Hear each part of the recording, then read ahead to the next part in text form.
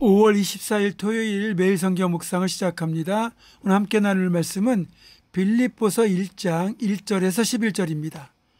빌립보서 1장 1절에서 11절 말씀을 제가 봉독합니다. 그리스도 예수의 종 바울과 디모데는 그리스도 예수 안에서 빌립보에 사는 모든 성도와 또한 감독들과 집사들에게 편지하노니, 하나님 우리 아버지와 주 예수 그리스도로부터 은혜와 평강이 너희에게 있을지어다. 내가 너희를 생각할 때마다 나의 하나님께 감사하며 간구할 때마다 너희 무리를 위하여 기쁨으로 항상 간구함은 너희가 첫날부터 이제까지 복음을 위한 일에 참여하고 있기 때문이라.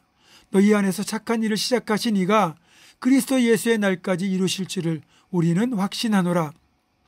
내가 너희 무리를 위하여 이와 같이 생각하는 것이 마땅하니 이는 너희가 내 마음에 있음이며 나의 매임과 복음을 변명함과 확정함에 너희가 다 나와 함께 은혜에 참여한 자가 됨이라.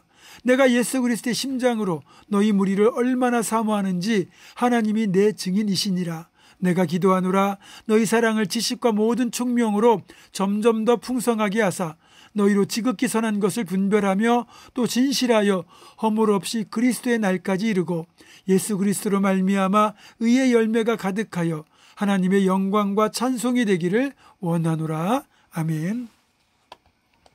오늘부터는 빌립보서 말씀을 묵상하게 됩니다.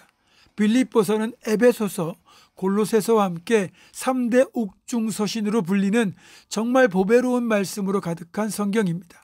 옥중서신이라는 말은 바울 사도께서 옥에 갇혀 있을 때 그곳에서 쓴 편지라는 뜻으로 빌립보서는 빌립보 교회와 성도들에게 보낸 편지입니다. 전통적으로 이 편지를 쓴 곳이 로마 감옥이라는 설이 우세했지만 최근에는 에베소 감옥이라는 설이 더 유력하게 떠오릅니다. 일단 빌립보서는 별명이 기쁨의 서신입니다. 기쁨 또는 기뻐하라는 단어가 16번이나 나오기 때문입니다. 생각해 보세요. 감옥에 갇혔습니다, 지금. 그런데 감옥에 갇힌 사람이 뭐가 그리 기쁘고 뭘 그렇게 기뻐하라고 강조하려고 했을까요? 물론 몸이 건강하고 하는 일마다 잘 풀리고 자녀들도 공부 잘하고 말 잘 듣고 그렇다면 얼마든지 기뻐할 수 있고 감사할 수 있을 겁니다. 그러나 지금 이 편지를 쓴 바울 사도는 감옥에 갇힌 상태입니다. 전혀 기뻐할 수 없는 상황이라는 겁니다. 그리고 지금 우리 시대의 구치소나 교도소는 그래도 재소자의 인권이 보장되고 식사와 잠자리가 최소한의 수준은 보장되잖아요. 그러나 바울 사도께서 사역하던 2000년 전 그 당시의 감옥의 상태는 너무나도 열악했습니다.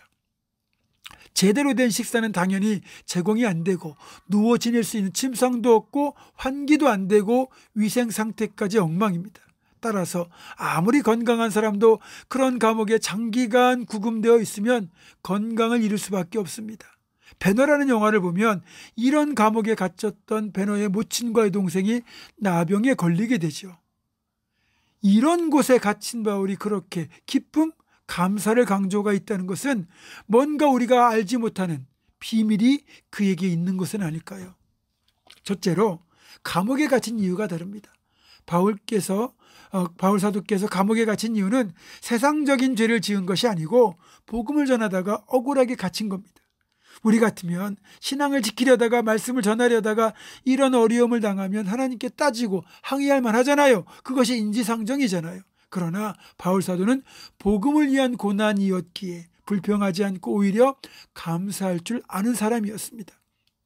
두 번째, 힘써 기쁨을 강조한 이유가 또 있습니다. 빌립보 성도들이 볼 때 복음 전하다가 저렇게 옥에 갇히는 것을 보니까 예수를 믿는다는 것이 축복은커녕 고난만 당하는 모양이구나, 이렇게 생각할 수 있다는 걸 염려한 겁니다. 사실 기독교 베스트셀러 대부분이 성공 스토리입니다. 예수 잘 믿고 열심히 신앙생활했더니 이렇게 복을 받았다고 하는 내용이 대부분이죠. 모두가 그렇게 된다면 정말 좋겠습니다. 그러나 다 그렇지는 않습니다. 신실하게 열심히 기도하고 섬기고 봉사하고 헌신해도 적지 않은 어려움을 겪는 신앙인들이 꽤 많습니다. 오히려 대충 신앙생활하는 사람들이나 믿지 않는 사람들이 더 잘 풀리는 경우도 흔하게 있습니다. 보면 욥은 애매하게 고난을 당했고 에스겔의 경우 하나님의 심판의 메시지를 상징적으로 전달하기 위하여 갑자기 그의 아내를 죽게 만들기도 합니다. 기독교 역사 속에서 수많은 신앙인이 순교를 당했고 로마의 지하 카타콤베에서는 태어나서 죽을 때까지 지상 햇빛 한번 못 본 초기 신앙인들도 있었습니다. 우리가 복음을 위해 당하는 고난과 불이익에 대해서는 이 땅의 삶에서 보상받을 때도 있지만 그렇지 않다면 반드시 이후의 삶에서 보상이 이루어지기 때문이고, 그래서 반드시 부활과 천국이 있어야만 하나님이 공평하신 분이 되는 겁니다. 제가 바라기는 여러분의 그 기도와 믿음과 헌신이 이 땅에서도 상급으로 임하길 바랍니다. 그러나 혹 이 땅에서 하나님이 베푸시는 상급이 기대에 못 미친다 하더라도 공평하신 하나님은 반드시 저 천국에서 더 큰 상급으로 갚아주실 겁니다. 그래서 바울 사도께서 오늘 본문 5절과 6절에서 너희가 복음을 전하는 일에 참여하는 것이 바로 착한 일, 선한 일, 복된 일이라고 힘주어 강조하고 있는 겁니다.